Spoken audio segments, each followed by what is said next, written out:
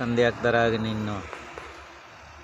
මේ ජලය ඔක්කොම පැරණි රජවරුන්ගේ වෙහෙස මහන්සිය අවංක කැපවීම නිසා ඉතිරි වෙන අපේ අසරණ ජනතාවට අදටත් ඉතිරි වෙන මහාර්ග අමිල සම්පත්. මෙන්න මේ ජල කඳ හින්දා තමයි රටේ හැම තැනටම වී ඇටයක්වත් අද පැතිරිලා යන්නේ, ව්‍යාප්ත වෙලා බෙදිලා හැදිලා යන්නේ. මේවා ඔක්කොම කරේ අපේ පැරණි රජවරු.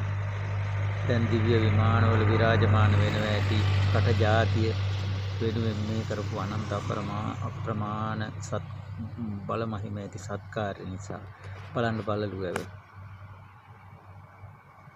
අසරණ මිනිස්සු මාළුවෙක් හරි අල්ලාගෙන කන්නේ වී ඇටයක් ගෙදරට ගෙට ගන්නේ